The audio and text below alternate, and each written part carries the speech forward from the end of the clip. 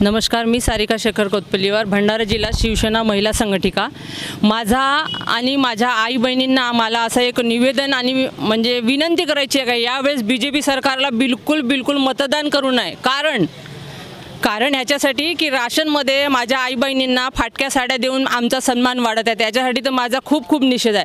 आणि 5 वर्षापासून विकास नावाची ही गती काय नाही, ईडी लावून लोक नको त्याला कोणा फसवून फक्त आपले घरं भरून राहिलेत, 50 खोके एकदम ओके अशा प्रकारे ते हे करत आहेत। आणि बीजेपी सरकारने आमची शिवसेना फोडली, आमचा शिवसेनेचा मुख्य व्यक्ती होता त्यालाही वगळलं तरी आम्हाला चाललं, कारण आम्ही मेंढेंना बिलकुल ओळखत नाही, फक्त बीजेपी नावानी किंवा आमची युती आहे म्हणून आम्ही त्यांना प्रचार केला।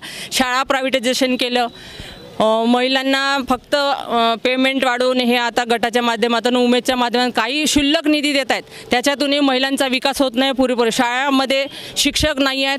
आमचं असं एक महत्त्व आहे की 5 वर्षात विकास होणार होता, तर विकास गेला कुठं? शेतकरी आत्महत्या करून म्हणत आहे। आमचा बावनथडीचा प्रकार आता माझ्या एका भावनी सांगितल्याप्रमाणे तो तिथेच खर्चला। आणि महिलांना रोजगार नाहीच आहे। आमच्या आया बहिणी आणि आमचं क्षेत्र इकडे मॉइलचं आहे, तर कमीत कमी रोजगार हवा होता, रोजगार नाही आहे। शिक्षक लोक आमच्या शाळेत प्रायव्हेटमध्ये सगळे गेले। आज माझ्या आई बहिणी 2-2, 3-3 हजारावर पगार करत आहेत, तेच 20-20, 10-10 हजार रुपये प्रायव्हेट शिक्षकांना। म्हणजे एका बंधूंनी माझ्या सांगितले की जे 20,000 जे रिटायर झाले त्यांची मेंटॅलिटी आता घरी बसून आराम करण्याची आहे, तर त्याच्यासारख्या लोकांना शासन निधी देत आहे। आम्ही BEd MSc ह्या माझ्या मैत्रिणी शिकलेल्या आहे, मी स्वतः शिकलेली आहे, पण आम्ही आज घरी खाली आहोत। मग अशा सरकारला आम्ही वारंवार आणून त्याचा झेंडा मोदीजी बोलते हैं अभी क्या चेंज लगता करना चाहिए? चेंज यही एकदम ओके। हमको अभी मेंढे जी को मतदान करना ही नहीं है, हमारा उनको विरोध।